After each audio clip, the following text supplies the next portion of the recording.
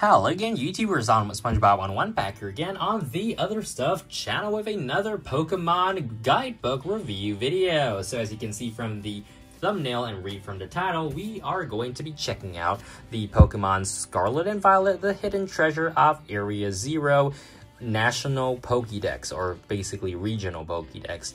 What am I even saying here? So yeah, this is a really thick book. You can see it's a fairly thick book. We're gonna go through everything page by page so you guys can just see what's inside, so you don't actually have to buy this if you don't want to. But yeah, the cover sleeve has all the starter Pokemon on it, or at least the basic stage and first stage. We have this little like paper leaflet thing. So I'm gonna remove the outer cover real quick, and then on the back here, or underneath the removable cover, we do have the photos of all, or stock art of all the final evolved starter or first partner Pokemon, right? So we have gens 4 through 8 here, and then gens 1 through 3 and 9 on the top there. So yeah, pretty cool.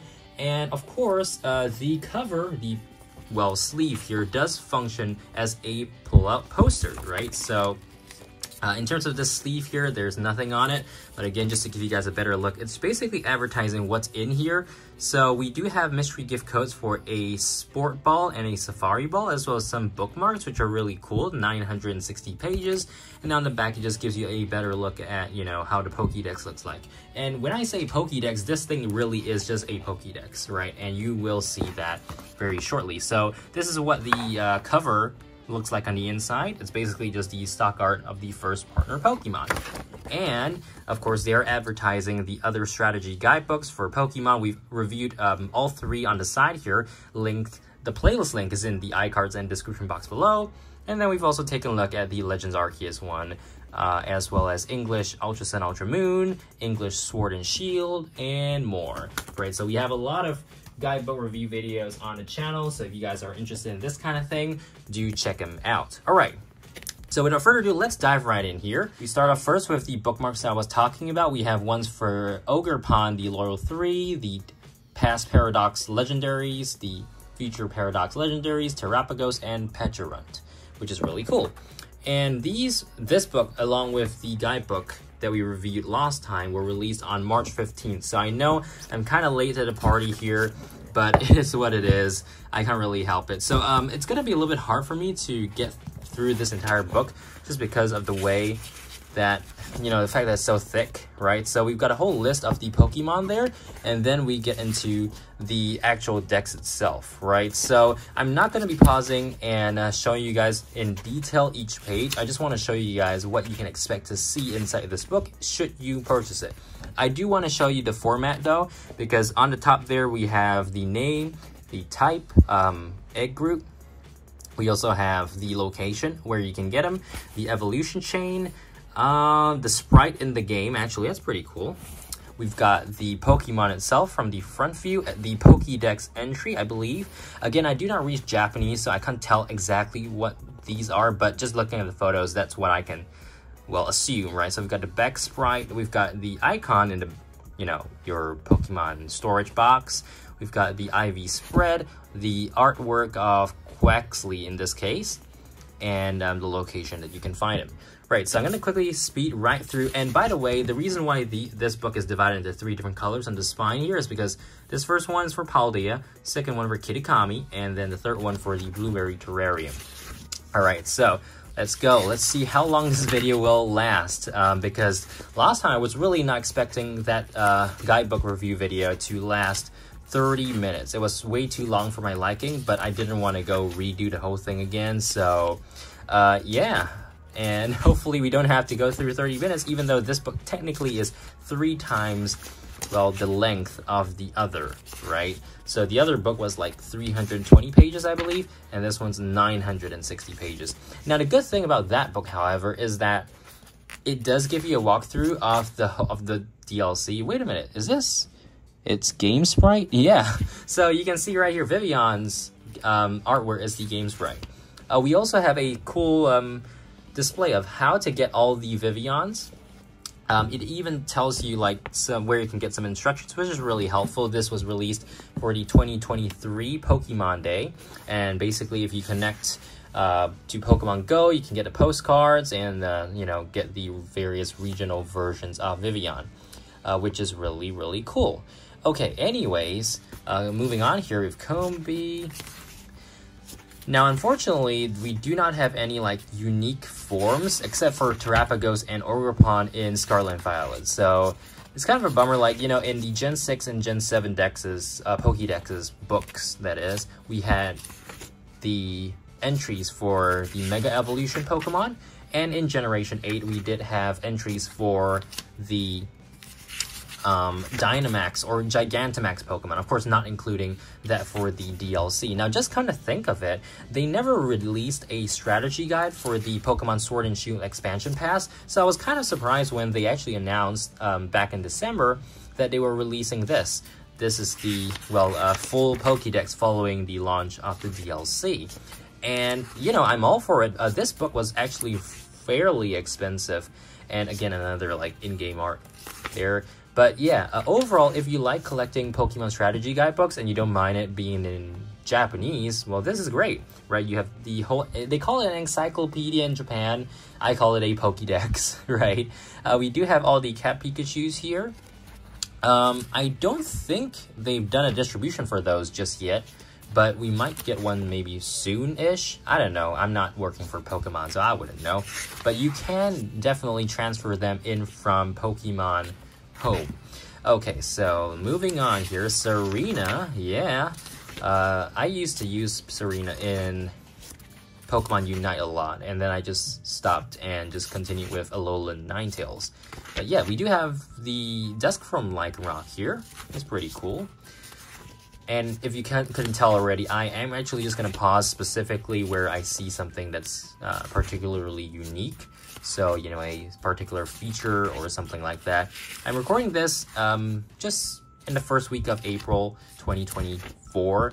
And Scarlet and Violet, frankly, have just died off aside from the Meganium raids. I know this, I'm making this video not very relevant to the future by talking about stuff that's happening right now when I'm recording it, but, you know, why not, right?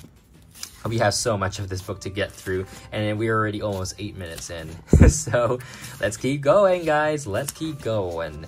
Caparaja, I just find it really strange how we have a mix of this, the different types of art that is put in this Pokédex. I'm not sure why they couldn't just standardize it with, you know, something like this, the sketch art, but, well, it is what it is, so. And also, they probably had a time crunch. It's not easy to put together a book of, like, I think 600 or almost 700 Pokemon, right? Then again, this book is like 960 pages, so I don't think there's that many Pokemon in the Scarlet and Violet decks at all. Okay, I'm gonna Flabébé. Oh, I think the reason why it's so thick is because of the forms, right? So, like Flabébé, Floette right here, and Florges, they all have, I think, 5 forms each. The different color flowers: blue, white, yellow, red, and orange. And we go on to Diglett. I don't recall if they put the regional variant dex entries into the Blueberry Dex over there, but we shall see very soon, hopefully. Annihilate there. Now, the thing is, this book is technically a remade or reprinted version of the original Pokemon Scarlet and Violet Pokédex, which is the reason why I actually didn't realize this initially. It turns out that this portion here, I believe, is almost exactly, if not exactly the same as what we had in the Scarlet and Violet Pokédex video. So, the onus is on you guys to go confirm if I am, you know, stating a correct statement or not. But, yeah, the thing is, I know for sure that the Paldea Dex was featured in that Scarlet and Violet's Pokédex book. And that book actually in Japan has gone out of print. So it does make sense. The reason why they stopped printing that is just because, well, they're going to put the exact same thing in this book. So why bother selling 2 when you can just sell this one, which is also more expensive and more comprehensive at the same time. So it's a win-win for players or Pokemon fans, and it's a win for the publishing company Overlap as well, because, you know, you get to sell a new title, right? So yeah, that's why maybe I should just keep going here, because we don't have anything too special so far. I really want to bring you guys to the Kami Dex, because that's actually where things get interesting, right? We haven't seen that Dex in any book before, but then again, we have so much to get through in Paldea because, well, the Paldea Dex is 400 Pokemon. And honestly, I used to think 400 Pokemon was really low, but now that I look through all of this, man, it's tough to go through 400 Pokédex pages, that's for sure. And, you know, it's a mishmash of different art styles. I do appreciate them having, like, the little art where the Pokemon interacts with its surroundings, or, you know, something like that. And I think it was actually a really good addition to Pokemon Scarlet and Violet, the fact that they had those, like, Pokedex still photos. And, you know, it just makes the Pokédex look more lively and more realistic, you know, just telling you. And in fact, I think if you don't actually catch the Pokemon, I believe you can still see. Oh, wait a minute. No. I'm mistaking it. So when you haven't caught the Pokemon, it still shows you, like, the blank screen, but the Pokemon silhouette or the Pokemon's name. And then only once you catch it, I believe, do you get to see this, like, still here. Okay, Settlements. I'm actually recording this on April 7th, so we just had the Bagon Classic Community Day, and I got plenty of shiny Bagon, perfect to, you know, Mega Evolve into Mega Salamence. We've got Palafin here, which was featured in that hilarious episode of Pokemon Horizons recently. I think about 3 weeks ago, or was it? Yeah, 3 weeks ago. Okay, let's keep going here. Let's keep going. We are at number 305. Man, okay, I think this is going to be a 30-minute video at the rate we're going. Rotom's different forms here. We've got Hound... What was his name again? Man, I can't believe it. I forgot. Oh, well. Okay, let's see. One of my favorites from Gen 8, actually, Stunjourner. He just looks so serious and fun at the same time, but he's just like a rock. And an Ice Key, of course, is pretty cute, right? Okay, let's keep going here. Whoa. So far, nothing too special. And again, it's because we don't really have particularly unique things about Scarlet and Violet's Dex distribution that I can really talk about, but yeah, I really miss Mega Evolutions, and I'm assuming there will be a guidebook for Pokemon Legends ZA when that gets released, because, you know, guidebooks are still a thing in Japan, surprisingly enough. In the West, we haven't gotten any new Pokemon guidebooks since the Sword and Shield base game, right? The Pokedex for Pokemon Sword and Shield back in January 2020, I believe, was the very last published English guidebook that we've gotten for Pokemon video games. And it's such a bummer. I really like Pokemon guidebooks, not so much for the information. The information is readily available on the internet. Oh, by the way, we are getting to the Paradox Pokemon now. So, Iron Hands, Classic. Okay, we got D. Ooh, I think I missed a page there. There we go. Iron Thorns, Gimme Gold, and Golden Go. We've got the Treasures of Ruin Pokemon, Roaring Moon, and Iron Valiant, Koraidon, and Miraidon. Okay, so now we finally get to the new stuff. Yay! This is the Kami Pokedex for the Hidden Treasure of Area 0. We are starting out with Spinarak and Ariados. Alright, so again, I'm going to go through all of this, and let's see. Yes, so as I was saying, I assume that they're definitely going to make a guidebook for those, and even though the information is readily available on various websites on the internet right now, well, there's just some novelty of having a book. And I get maybe they think economics-wise it doesn't make sense to publish these anymore, but if they did, I would definitely be buying them to review them for you guys. And so far, I think this is a great deal if you just want to be able to look at Pokemon. You know, most of the time, these books are kind of targeted at kids. On here, we've got Gyarados. By the way, these are actually all in the Pokédex order, so, you know, just in case you were wondering, yes, they are. So, like, 55 there, 57 there, and so on. So, there are a total of, I believe, 200 and... Wait, I don't even remember anymore. 203? Or is it? I know the Blueberry Dex has 243. But I believe the Kitakami Dex only has 200, right? I think Ogerpon is number 200, I think. We shall find out very soon. Okay, so this is one of the new Pokemon that I do want to show you guys. Show to you guys. We've got Poltergeist and Sinischa, right? Is that what it's called? Yeah, Sinischa. There we go. Okay. And then this is the masterpiece form. So moving on here, let's take a look at what else there is. So actually, I'm really quite curious as to whether the regional variants are in the Blueberry Dex. I believe they should be, because they are not being put in, you know, the earlier parts like we saw Golem earlier.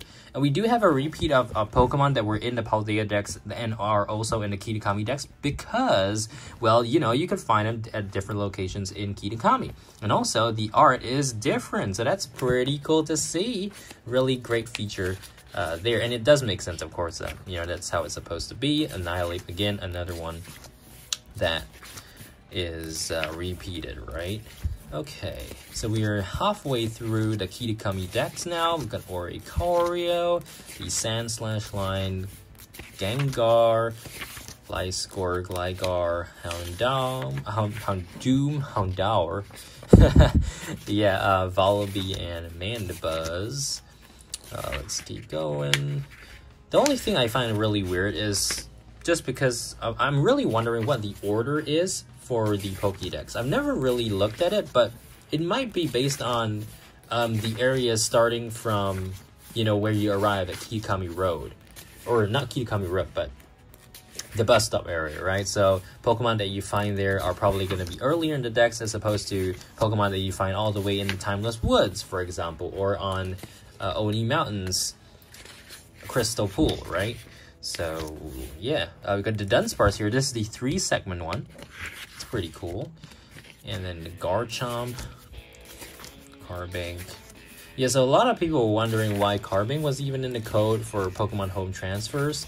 I don't think we've gotten a, well, specific explanation as to why that is the case, but yeah. And also one thing to note, this Dex entry for Goodra actually shows that it can evolve into Hisuian Goodra, right there. So I'm not exactly sure what it says, but I believe you just have to bring it to Pokemon Home and over to Legends Arceus, right? But yeah, that at least they do tell you that it could evolve, Goomy could evolve into Hisuian Goodra, eventually, Sliggoo and then Goodra. Again, another cool feature. And it does make a lot of sense, right? Oh, look at Cramorant swallowing or choking on Pikachu there. Too bad we can't have him in the overworld like that. You know, you can only see that in battle. A lot of the battle forms are just so cool that, you know, it would be too epic if they were actually, you know, viewable outside of battle. Okay, so we have the Blood Moon Ursaluna here. This, again, is a new form of Ursaluna that's exclusive to Kitakami. Then we have Okidogi. Wait, focus there. Okidogi. Monkey Dory. And Pheasantibity. There we go. Then we have the Ogerpon forms. This one I do want to pause and show you guys what it looks like. Right, so the water version, the fire version, very popular. I think the water one is still the more popular one in VGC at the point of recording this, but yeah. Okay, so that brings our Kitakami Pokédex to an end. We do have this cool showcase here of Ogerpon's different masks when they when she terrestrializes, you know. So we've got the standard one as well as the 3 others, which is really, really cool.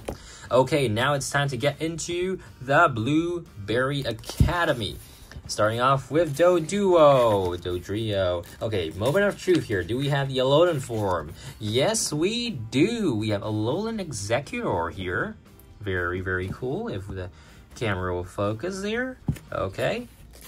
And we should see all the other regional forms as we go along in this section of the Pokédex. So One thing I haven't really been doing... Oh, there we go. We have Cleavor, too. That's pretty nice.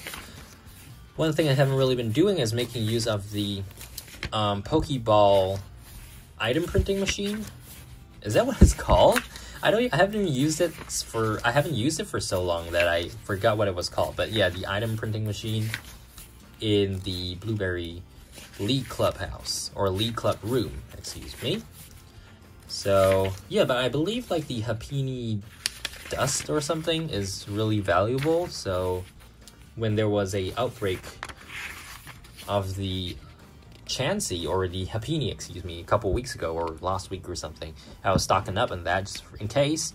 So we have Alcreamy's different forms in this game as well, a courtesy of the Indigo disc, and that gives you a look at all of those forms. And there is even a table. There's even a table to tell you what swirl, what you need to do up here, as well as which suite it needs to hold in order to get the specific design. So that's really, really helpful. That this page should probably be like photocopied or something, but because the spine is so thick, it's hard to photocopy and get everything in the frame. But yeah, a really cool table that they give you to show you how to get each of the Alcremie forms. So again, very, very nice.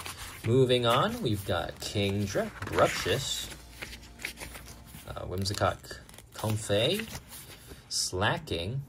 Okay, I'm gonna scroll through here because we do have the Alolan Dugtrio and Alolan Muck, and then for Abominable, the Oricorio forms again. We have Galarian Slowbro. Okay, so this one, it does also likewise show the various forms that you can have. Focus, there we go. Yeah, so that's great as well. And then we have Galarian Slowking. So that's evolution only. Malamar. I'm super excited to, go back to Kalos, even if it is just Lumio City in Pokemon Legends ZA. I've been playing Pokemon X and Y again, as well as Omega Ruby and Alpha Sapphire, just to reminisce on how much fun I had playing those games. And I don't know about you guys, but I started playing Pokemon from Generation 5 onwards, so Generations 1 to 4 don't mean anything to me personally, because I just didn't play them when I was a kid. So I don't have any nostalgia for that. I do have nostalgia for Gens 5 and 6, because I think Gen 5 was the first time I really got into a video game. After, starting to collect some of the cards, we got many Aurora's different forms here. So yeah, that was when I got into Pokemon video games, and then Pokemon X and Y came, and I was super stoked. I remember watching playthroughs of it on YouTube at the time, and I was just wishing I could play it myself, because back then I wasn't allowed to play. I didn't have a Nintendo DS or a 3DS, and I only got my first handheld console in 2017. So yeah, it's been a long run, and I've really enjoyed Pokemon X and Y, Omega Ruby Alpha Sapphire, along with the anime. Man, that was, to me, the best Pokemon anime. And of course, it has the best mechanic, in my opinion, Mega Evolution, which is thankfully returning in Pokemon Legends ZA. Will it be moved over to Gen 10? I hope so. I don't think they will, but thinking, frankly speaking, oh, there we go. Alolan Ninetales, my Pokemon Unite main. So just thinking about any other gimmicks they can have, frankly, I don't really see what else they can tamper with. They've tampered with the form changes, they've tampered with the moves, and they've tampered with the types. So what else do we have here? We have abilities, which, frankly, if you create a mechanic just focusing on abilities, changing abilities on the fly, that's just too unpredictable. Or maybe not necessarily too unpredictable, or actually it is, because think of all the different combinations you could have, not just type-related stuff. But yeah, so we've got abilities, we've got IVs, we've got EVs, and we've got the levels. And held items, of course. So, what are you going to do? Make the allowed Pokemon to hold 2 held items instead of 1? I think this is actually a really good time, Generation 10 that is, to bring back Mega Evolutions. It is a fan favorite, and I'm pretty sure everyone or most Pokemon fans would be willing to or want to see more Mega Evolution forms. And, you know, it wouldn't be great if Gen 10 just has everything. So we go to a region that includes Mega Evolution, Z moves, Gigantamax, and Dynamax, and maybe the stadiums only, and then Terastal, right? It would throw the whole balance of the game off, but it would be really fun to see. Then again, if that's not possible, I would gladly just take Mega Evolutions. So we got Gouging Fire here. This is the new Paradox Pokemon, and Raging Bolt. So just give you guys a good look there. We've got Iron Crown, and Iron Boulder. So these 4 Pokemon are catchable in Area 0. We've got Terapagos, which is, I think, one of the cutest Pokemon in the anime by far. And one of my favorites, if not my favorite, from Pokemon Scarlet and Violet. And we have Terapagos's, what was it? Terastal form? Yeah. And then we've got the Terastallized Terapagos. So, yeah, very, very cool. Even though we didn't really get an explanation or a sufficient explanation on Terapagos's power and Terastal phenomenon, I still enjoyed the ending of Indigo Disc. We've got Walking Wake, which is event only actually for now, and Iron Leaves. And then finally, the final Pokemon, Pecharunt, from the Mochi Mayhem Epilogue. And then on the back there, first partner Pokemon. That's the same graphic. We do have a little segment here telling you that you can actually bring Pokemon over from Pokemon Home that you can normally catch in Paldea, Kitakami, or in the Blueberry Terrarium. So these are all the Pokemon that you typically can't get. And we've already had Hisuian Voltorb as a Outbreak Pokemon. So perhaps we could get outbreaks for Galarian Meowth as well, and Hisuian Growlithe. Although we already had Hisuian Growlithe via Perrin in Perrin's quest for the Timeless Woods quest thingy, right? Galarian Weezing as well. And then we also have all of these legendary Pokemon and mythical Pokemon that you can transfer in. For example, Mew. Mew is actually featured there, but not Celebi.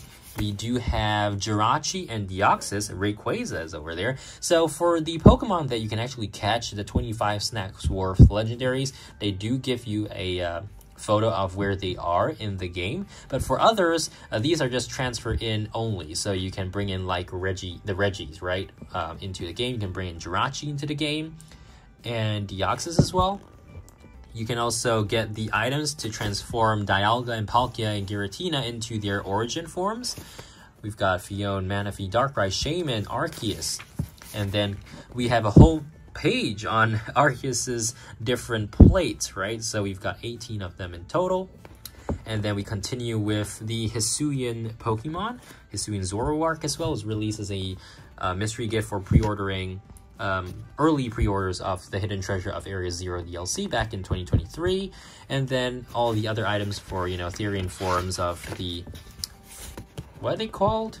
Forces of Nature or something? Yeah. Kyurem's black and white forms. Keldeo Meloetta is actually capturable in Pokemon Scarlet and Violet via the Blueberry Terrarium. Greninja with the Battle Bond is actually featured here very specifically. So unfortunately, the Ash Greninja form design is no longer in the game. But yeah, that's kind of a bummer. We've got Hoopa as well, Volcanion. So yeah, we have all 3 Gen 6 Mythicals in the game, but not the Gen 6 Legendaries. That should have been a big hint as to what was coming next.